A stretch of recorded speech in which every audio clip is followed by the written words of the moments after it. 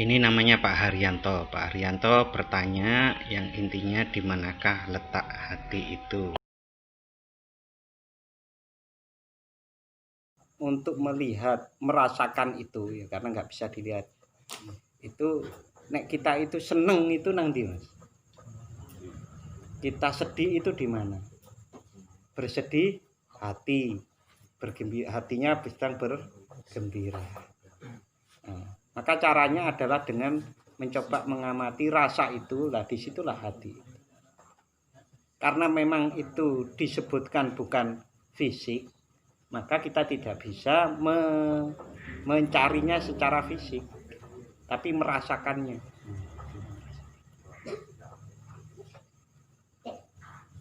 Seperti begini, ilustrasi yang diberikan Imam Ghazali, umpamanya tentang ruh ya. Ruh itu di mana sih? Ruh itu adalah seperti minyak di susu. Jadi susu itu kan mengandung minyak. Di mana minyaknya?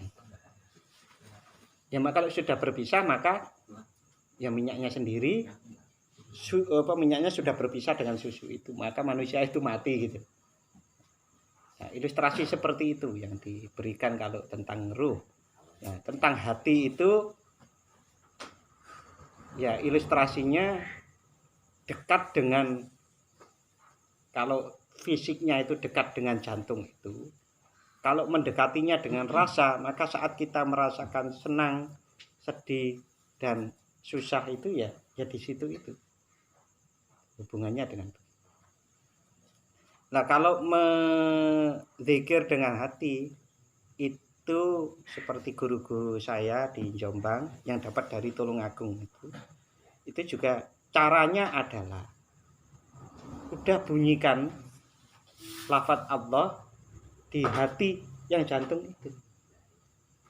Nanti nanti kita akan dibawa, ibaratnya teranugerahkan untuk mengetahui ruh, jiwa, hati, akal itu bagi orang-orang yang sudah mengetahuinya, Mas, itu cetok. Cetok itu ya, tapi sekali lagi nggak bisa dijelaskan kecuali itu bisa dirasakan, itu cetok loh. Bahkan jiwa yang ada amarah, amarah lawama mulhima dan mutmainah itu pun cetok. Cetok itu secetok ini ono gelas, ono piring itu bisa. Tapi memang ya itu dirasa. Kalau saya sudah pernah menanyakan itu dan jawabannya memang ya harus dirasakan sendiri kalau. Nah, caranya diantaranya berzikir itu. Berzikir dengan cara itu tadi dan dengan cara yang saya jelaskan tadi, Mas.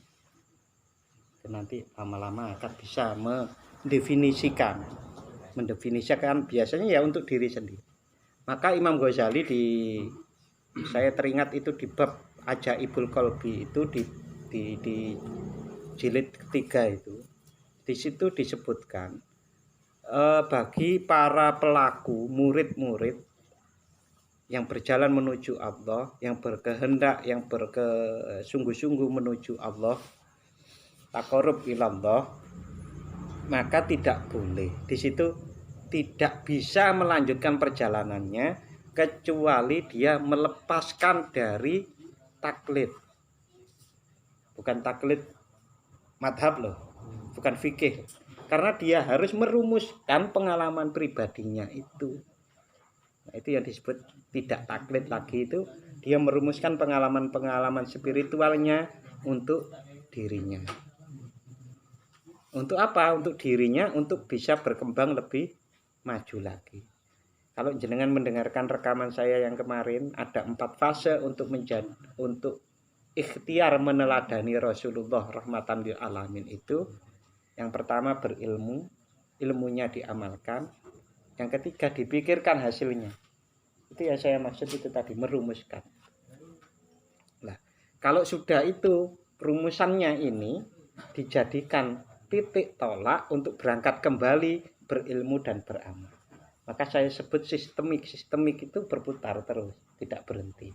Berilmu, ilmunya ditambah terus, amalnya diperbaiki kualitasnya, terus ditafakuri, hasilnya dipakai lagi seperti itu. Itu insya Allah ya, insya Allah apa-apa itu kalau Gusti Allah kerso, kita akan diberi kekuatan, kita akan diberi pemahaman, kita akan juga diberi anugerah-anugerah seperti itu.